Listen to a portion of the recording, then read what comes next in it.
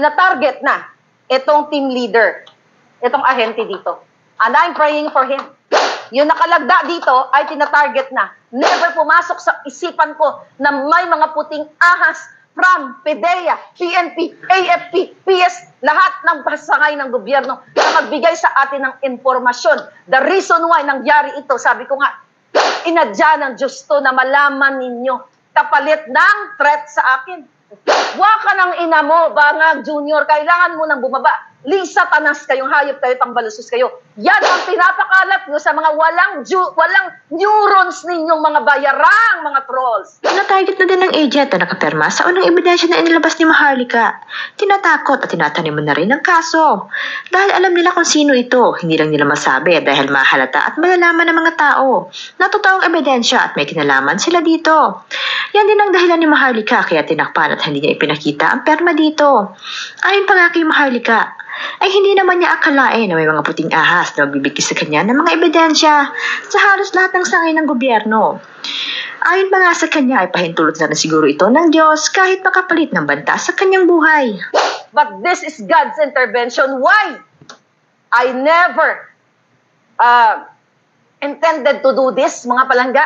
Never pumasok sa isipan ko na may mga puting ahas from PDEA, PNP, AFP, PS, lahat ng pasangay ng gobyerno na magbigay sa atin ng impormasyon. The reason why nangyari ito, sabi ko nga, inadya ng Diyos to na malaman ninyo kapalit ng threat sa akin.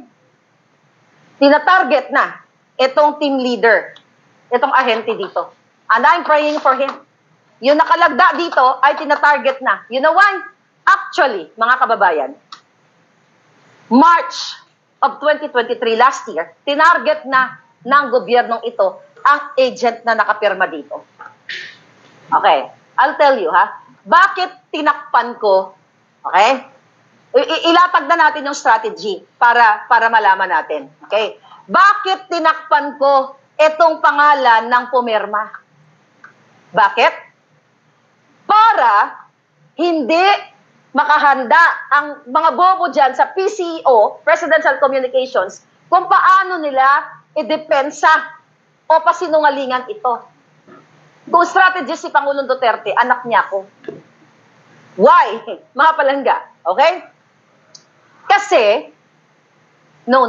Kasi mga palangga, yung nakapirma dito, tinamna na ni Lisa Tanas ng gobyernong ito ng mga kaso-kaso. Why?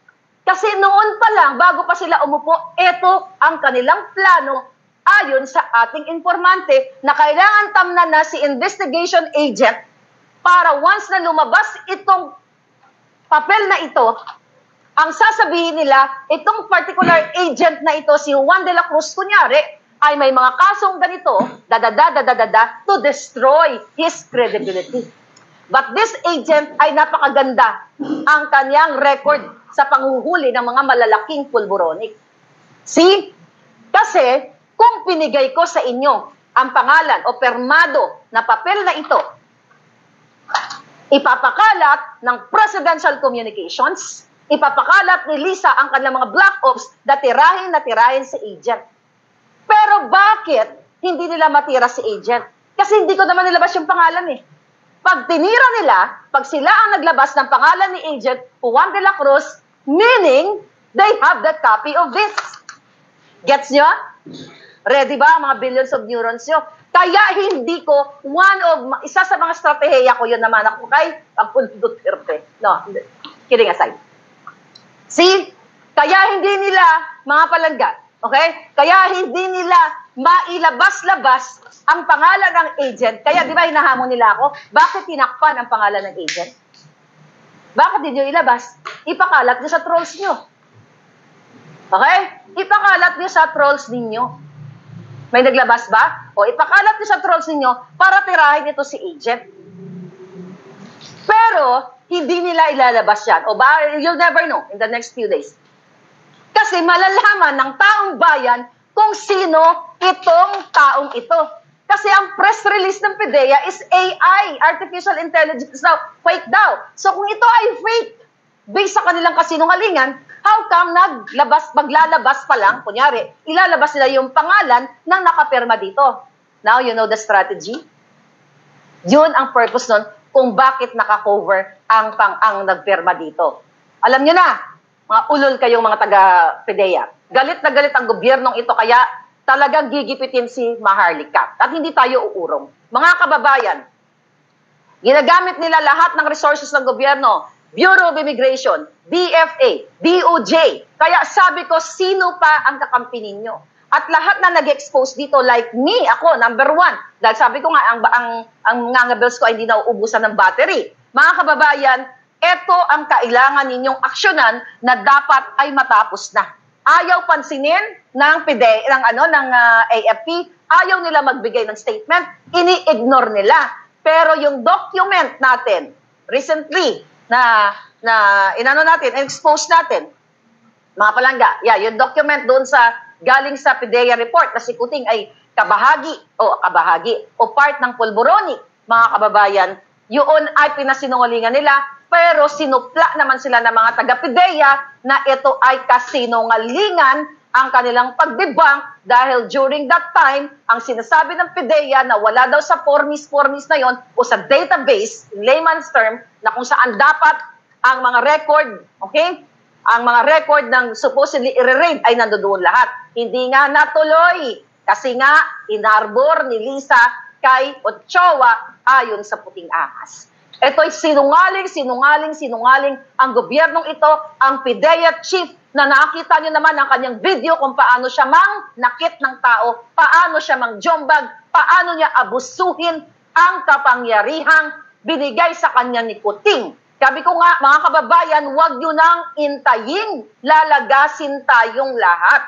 Huwag nyo nang antayin na kayo na ang susunod na biktima na gigibitin ng gobyernong ito. Actually, araw-araw kayong ginigipit.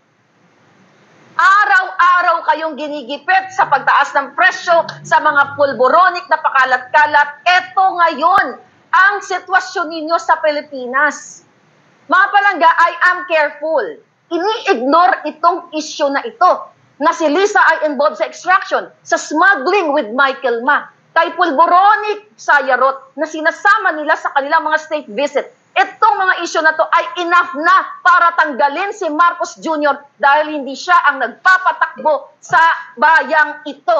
Hindi ito usapin na ako ay dilaw, pula, puti. Usapin ninyo ito. Kung tutuusin, wala na sana pakialam dyan sa Pilipinas kung tutuusin. I'm here. Pero I am pro-Filipino because I was born there. Diyan unang pumatak ang dugo ko, mga putang ina nyo, mga tangina nyo, mga politiko kayo. Ngayon sasabihin ninyo, bakit nakikialam ang isang Amerikano?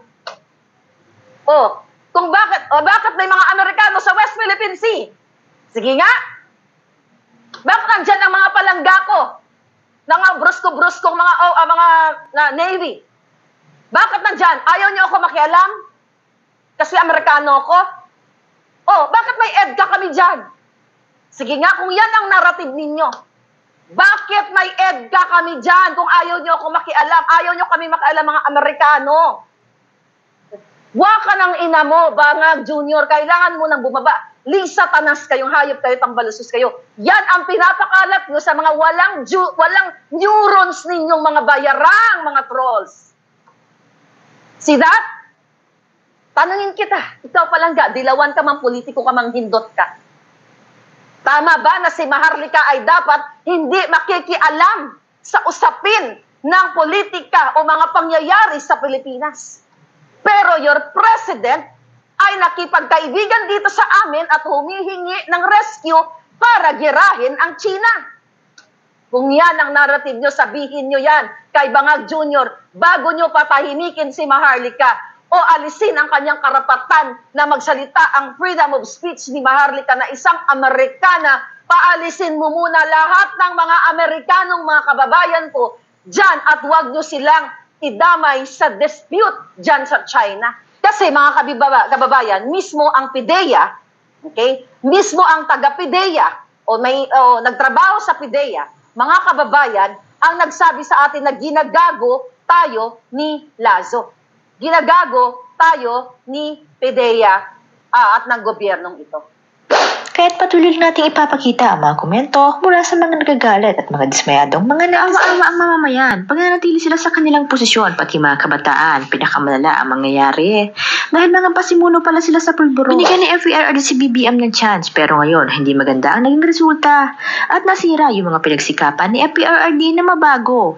Parang na siguro na i-impeach yan dahil mahirap na kung babalik uli ang tao sa mga naunang admin na walang pagbabago. Ang mga Pilipino ay magising na sa pandadarobo ng gobyernong ito.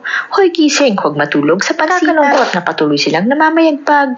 Kami sa Mindanao, malayo sa Luzon, pati na ang Visayas. Sino ang mga matatapang na maglalid at kami susunod sa aklasan?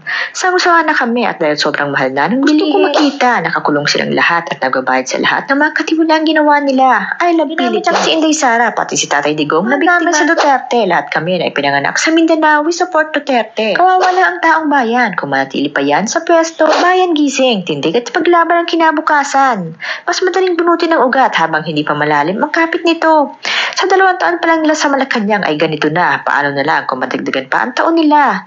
Kilalanin niyo ang inyong mga sarili. Kayo ang makapangyarihan at naglagay sa kanila sa palasyo. Kayo din lang ang merong kapangyarihan para sila itapon sa impyerno. Akala ko, itong Marcos at Duterte na tandem ng eleksyon ay may magagandang resulta. Kasi magkasunod sila bilang presidente at VP. Pero ang gulo pala ng kinalabasan. American Financial nagsuporta sa Marcos, kaya po ganyan sila kabulgar mga actions. Pag walang mag-step up to stand, 6 years nasira ang economy ng Philippines. Fake ang mga tao nagsasabi, magandang economy now. Madaming common na tao na apektado sa kahirapan na. Plus alcohol, disaster talaga sa brain yan. Kaya wala sa matinong comprehension yung dalawa at galit na lang ang natira sa utak at puso nila. At tayo ang kawawa. Ng government, yung binoto natin, pinagkatiwala ang pamilya. Ahas at nanunukla kami. Bakit ito palang First Lady ang walang advocacy samantalang lahat na nagdaang First Lady may kanya-kanya silang advokasya.